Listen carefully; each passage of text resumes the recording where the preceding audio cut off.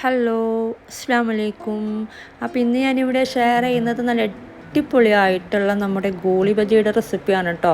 അപ്പോൾ നല്ല സോഫ്റ്റ് ആയിട്ടുള്ളൊരു ഗോളി ബജിയാണ്. നിങ്ങൾക്ക് കാണുമ്പോൾ തന്നെ മനസ്സിലാവും ഇത് എത്രത്തോളം സോഫ്റ്റ് ആയിട്ടുണ്ട് എന്ന്.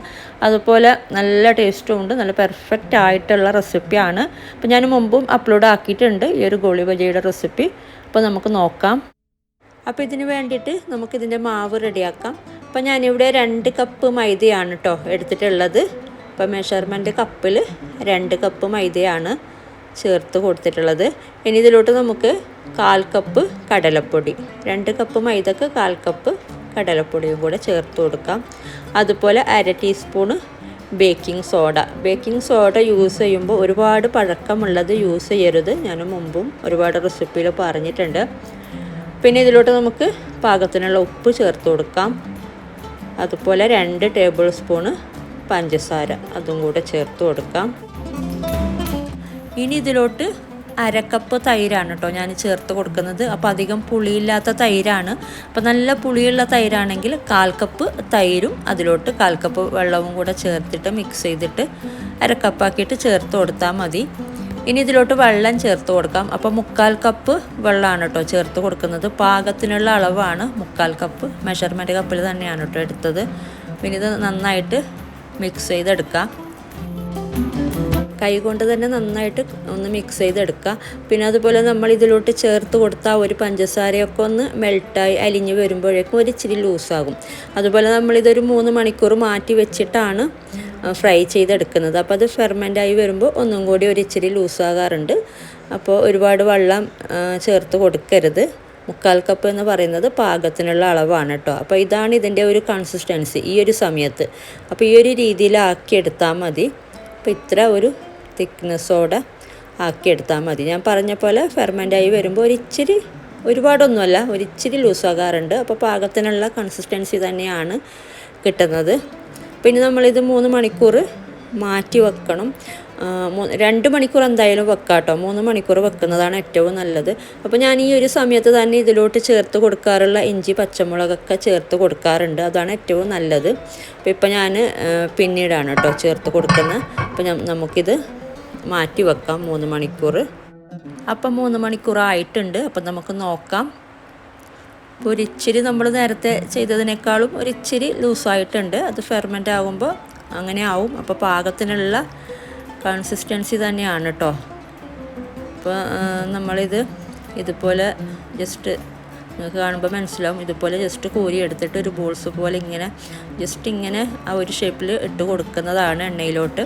പിന്നെ ഇതിലോട്ട് നമുക്ക് കുറച്ച് ഒരു ചെറിയ കഷ്ണം, ഒരു 1/4 കഷ്ണം ഇഞ്ചി അരിഞ്ഞതും അതുപോലെ ഒരു പച്ചമുളക് അരിഞ്ഞതും കുറച്ച് കറിവേപ്പിലയും കൂടെ ചെറുതായിട്ട് അരിഞ്ഞതും കൂടെ ചേർത്ത് കൊടുക്കുന്നുണ്ട്.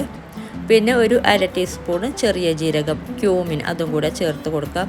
അപ്പോൾ ഈ ഒരു സമയത്ത് മിക്സാക്കി എടുക്കാൻ ഒരു ഇച്ചിരി ബുദ്ധിമുട്ടാണ് കേട്ടോ. അതാണ് ഞാൻ നേരത്തെ തന്നെ ചേർത്ത് കൊടുക്കാറ്.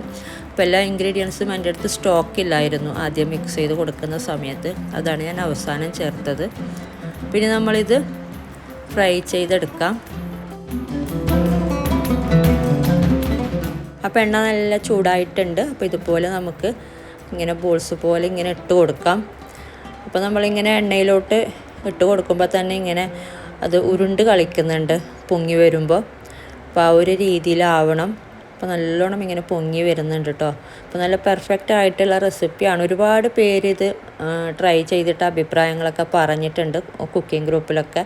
ഞാൻ കുറേ വർഷം മുമ്പ് തന്നെ ഉണ്ടാക്കാറുള്ളതാണ് കേട്ടോ. ഇതിൻ്റെ ഒരു സ്റ്റോറി ഞാൻ മുമ്പ് നമ്മുടെ നാട്ടിൽ ഓർമ്മയിൽ നിൽക്കുന്ന ഒരു രുചി എന്ന് പറഞ്ഞിട്ട് ഒരു കൊലാബറേഷൻ വീഡിയോ ചെയ്യാനുണ്ടായിരുന്നു. അപ്പോൾ അതിൽ ഞാൻ ഈ ഒരു ഗോളിബജ്ജെ ചെയ്തിട്ട് കുറേ കാര്യങ്ങളൊക്കെ പറഞ്ഞിട്ടൊക്കെ ഉണ്ടായിരുന്നു. അപ്പോൾ എനിക്കിഷ്ടപ്പെട്ട ഒരു സംഭവമാണ് ഈ ഒരു ഗോളിബജ്ജെ. അപ്പോൾ നമുക്കത് ആ ഒരു നമ്മൾ പണ്ട് ചെറുപ്പത്തിലൊക്കെ കഴിച്ചിട്ടുള്ള ആ ഒരു ടേസ്റ്റ് കിട്ടാൻ വേണ്ടിയിട്ട് ഞാൻ ഒരുപാട് പരീക്ഷണങ്ങൾ നടത്തിയിട്ട് ട്രൈ ചെയ്തിട്ടുള്ളൊരു റെസിപ്പിയാണ്. അപ്പോൾ ഞാൻ മുമ്പും അപ്ലോഡ് ആക്കിയിട്ടുണ്ട്. അപ്പോൾ നമുക്കിതിങ്ങനെ മറിച്ചിട്ട് കൊടുക്കാനൊന്നും പറ്റില്ല. നമ്മളിങ്ങനെ മൂവ് ചെയ്ത് എല്ലാ സൈഡും ഒരുപോലെ ആകുന്ന രീതിയിൽ മുരിച്ചെടുക്കുക, ഫ്രൈ ചെയ്തെടുക്കുക. അല്ലാതെ നമുക്കതങ്ങനെ മറിച്ചിട്ട് കൊടുക്കുമ്പോൾ അങ്ങനെ അത് നിൽക്കുന്നൊന്നുമില്ല. ഇതുപോലെ ഇങ്ങനെ മൂവ് ചെയ്ത് ഫ്രൈ ചെയ്തെടുക്കുക. അപ്പോൾ ഇതിൻ്റെ കൺസിസ്റ്റൻസി കറക്റ്റാക്കി എടുക്കുക. അപ്പോൾ ഇതൊരു ഇച്ചിരി ലൂസായാൽ നമുക്ക് ഈ ഒരു ബോൾ ഷേപ്പിലായി കിട്ടൂല അത്, അപ്പോൾ തന്നെ പരന്നിട്ട് വേറൊരു ഷേപ്പായിരിക്കും. അതുപോലെ ഒരുപാട് തിക്കായിട്ടുണ്ടെങ്കിൽ അതിൻ്റെ ഉൾഭാഗം വേകാതെ അങ്ങനെയുള്ള പ്രശ്നം വരും. അപ്പോൾ ആ ഒരു കൺസിസ്റ്റൻസി കറക്റ്റാക്കി എടുക്കുക. അപ്പോൾ ഞാൻ പറഞ്ഞ പോലെ ഇതുപോലെ ഒന്ന് എല്ലായിടത്തും മുരിഞ്ഞ് വരുന്ന രീതിയിലാക്കിയെടുക്കുക.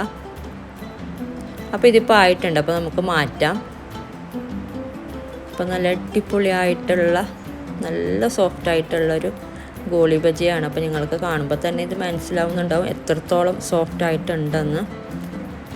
പിന്നെ ഇതുപോലെ നമുക്ക് ഇനിയൊരു പ്രാവശ്യം കൂടെ ഫ്രൈ ചെയ്തെടുക്കാനുണ്ട്, അതും കൂടെ ഇട്ട് കൊടുക്കാം.